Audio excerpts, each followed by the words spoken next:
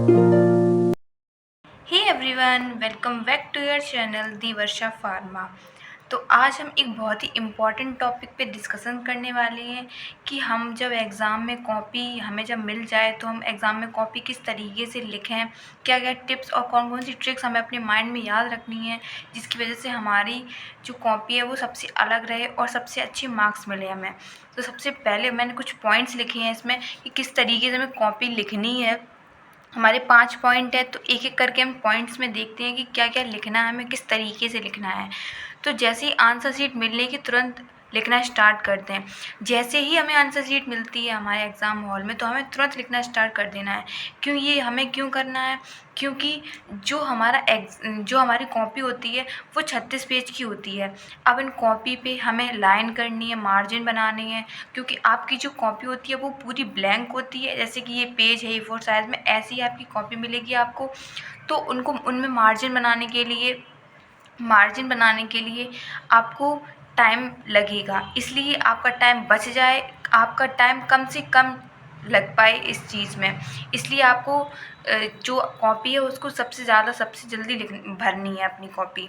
फिर try to write answer in point wise. अगर आप कोई भी क्वेश्चन सॉल्व कर रहे हो तो ज़्यादा से ज़्यादा उसको पॉइंट वाइज में लिखने का प्रयास करें। क्यों करें? अगर आप पैराग्राफ में लिखोगे तो जो इम्प्रेशन होता है टीचर पे वो अच्छा नहीं पड़ता है। इसलिए हमेशा पॉइंट वाइज लिखें। एक पॉइंट हो गया, छोटे छोटे पॉइंट बनाएं और या फिर जो पॉइंट है वो या फिर रोमन नंबर में बना सकते हैं या फिर न्यूमेरिकल्स में बनाएं हमेशा। और क्या करें, पैराग्राफ में बहुत ही केवल डेफिनेशन आपको पैराग्राफ फॉर्म में लिखनी है केवल, उसके बाद आपको जो भी लिखोगे वो सब पॉइंट में ही लिखना है। Always try to write answer in series wise. इसका क्या मतलब है? कभी भी अगर कोई भी आप आंसर लिख रहे हैं तो हमेशा उनको सीरीज़ वाइज लिखें। जैसे कि आपका जो सेक्शन में आपका जो क्वेश्चन पेपर है वो सेक्शन में आता है, तो हमेशा सेक्शन ए से स्टार्ट करें, क्योंकि जो सेक्शन ए से स्टार्ट करता है तो उसका इम्प्रेशन अलग पड़ता है। और अगर ये नहीं है कि सेक्शन ए स्टार्ट कर दिया तो वो उसका आंसर बाद में लिखें।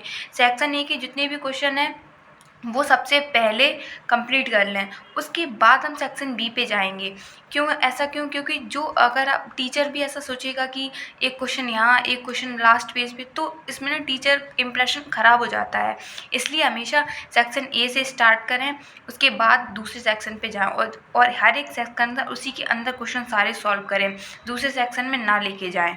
फिर मेन पॉइंट्स को अंडरलाइन कर दें। अगर आपको कोई ईयर है, कोई सन है, तो वो मेन है, तो अगर आप उसको अंडरलाइन कर लेंगे तो उसका इम्प्रेशन भी अच्छा पड़ता है कि हाँ, आपको वो चीज़ याद थी तो आपने उसको अंडरलाइन कर दी। अगर कोई भी क्वेश्चन आता है तो अगर उसमें डायग्राम है तो डायग्राम ज़रूर बनाएं। आप उससे रिलेटेड कोई डायग्राम आपको याद है तो वो ज़रूर बनाएं। फिर एग्ज़ाम्पल और लिखें, उससे रिलेटेड एग्ज़ाम्पल भी आपको लिखने चाहिए।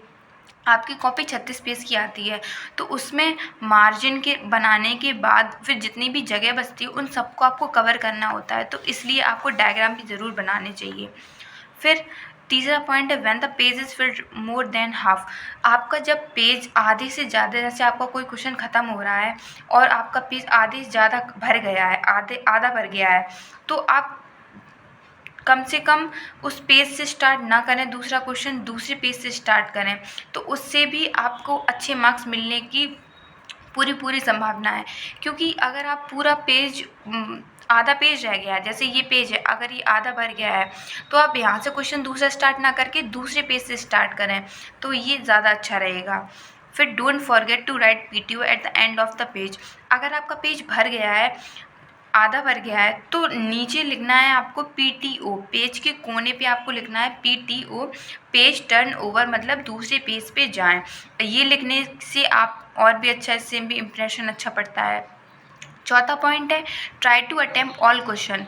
चौथे पॉइंट में ये है कि आपको सारे क्वेश्चन अटेम्प्ट करने हैं, सारे के सारे जितने भी क्वेश्चन आते हैं सारे के सारे क्वेश्चन आपको अटेम्प्ट करने हैं।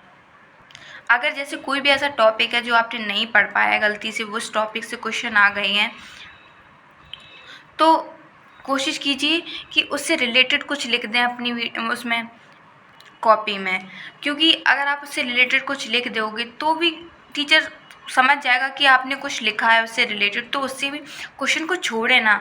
छोड़ने से अच्छा है कि आप क्वेश्चन को अटेम्प्ट कर लें, उसके बारे में कुछ लिख दें थोड़ा बहुत, उससे रिलेटेड कुछ ना कुछ आता ही होगा आपको, तो उससे रिलेटेड आप लोग उस टॉपिक से रिलेटेड कुछ भी लिख दो, तो वो ज़्यादा सही रहेगा, छोड़ने की से बेहतर ये रहेगा। 5वां क्वेश्चन है, आपका जो पेपर है वो 80 नंबर का आएगा। सेक्शन ए और बी और सी में होता है। लॉन्ग क्वेश्चन 7 आते हैं, आपको 6 करने होते हैं। एक क्वेश्चन 5 नंबर का होता है, तो सेक्शन ए 30 नंबर का होता है। तो ये 5 नंबर का क्वेश्चन है, तो आपको कोशिश करनी है 3 से 4 पेज तो भर ही दें। अगर 4 नहीं भर पा रहे तो 3 पेज तो आपको भरने ही भरने हैं, क्योंकि आप अगर 3 पेज भर दोगे तो उसमें आप कुछ तो लिखोगे, अच्छा मैटर होगा कि एक क्वेश्चन 3 पेज में लिखोगे ना लॉन्ग वाला, तो आपका बहुत अच्छे से क्वेश्चन और ज़्यादा से ज़्यादा मार्क्स मिलने की संभावना रहती है। शॉर्ट क्वेश्चन जो होते हैं वो 10 करने होते हैं, 11 आते हैं। एक क्वेश्चन 3 नंबर का होता है, आप 3 नंबर के लिए कम से कम एक पेज तो पूरा भर ही दो। अगर जैसे कोई क्वेश्चन है 3 नंबर का, अगर वो जैसे कोई डेफिनेशन पूछते हैं लगातार, या तो वो एक पेज में हो जाएगी, और अगर कोई प्रॉपर एक क्वेश्चन पूछ लिया गया तो उसमें 1 से 1.5 पेज आपको भरना है उसमें। फिर सेक्शन सी एमसीक्यू आते हैं, 10 नंबर के एमसीक्यू आते हैं और 10 नंबर की फिलअप आते हैं, तो वो 1 से 2 पेज में आपके कवर हो जाएंगे। तो इस तरीके से आपको अपनी कॉपी ध्यान में रखनी है कि कौन कौन से टिप्स हमें याद रखने हैं जब कॉपी लिखते समय। फिर जैसे कि आपको इस तरीके से आपकी कॉपी होगी, वाइट पूरी प्लेन होगी, तो ब्लैंक होती है पूरी कॉपी आपकी। तो ऐसे आप जब मार्जिन बना लोगे अपनी कॉपी पे, तो बीच में आपको अपना सेक्शन लिखना है कि कौन से सेक्शन का आप क्वेश्चन कर रहे हो। फिर आंसर नंबर आपको बीच में लिखना है और आंसर नंबर डालना है, उसको अंडरलाइन करना है। फिर अगर कोई भी डेफिनेशन है तो वो है डेफिनेशन की हेडिंग डालो, फिर उसमें 3-4 लाइन है उसके बारे में लिखो। अगर उसमें कुछ डायग्राम है तो डायग्राम बनाओ, वो भी बॉल पेन से बनाओ, कोशिश करना कि ब्लैक पेन से बनाओ। उससे रिलेटेड एग्जाम्पल लिख दो, और क्वेश्चन जब डेफिनेशन पूछ लोगे तो उसके कुछ पार्ट्स भी होंगे, तो उस जो भी क्वेश्चन में पार्ट पूछे गए हो उसकी हेडिंग बना के यहाँ लिख दो। फिर उस हेडिंग के अंदर पॉइंट वाइज लिखो, चाहे रोमन में लिखो चाहे न्यूमेरिकल में लिखो, लेकिन लिखना इस तरीके से। कोई गोला बना देता है तो गोला वगैरह ये नहीं बनाना है आपको, सिर्फ ऐसे, या फिर रोमन में या फिर 1 2 3 करके आप ऐसे लिख सकते हो। आई होप आपको वीडियो अच्छी लगी होगी। अगर वीडियो अच्छी लगे तो प्लीज़ वीडियो को लाइक करें, कमेंट करें और अपने दोस्तों के साथ शेयर ज़रूर कर देना, क्योंकि ये बहुत ही इंपॉर्टेंट टिप्स हैं जो कि आपको एग्ज़ाम में बहुत ही अच्छे मार्क्स लेने में हेल्प करेंगे। Thank you for watching this video. Take care, bye.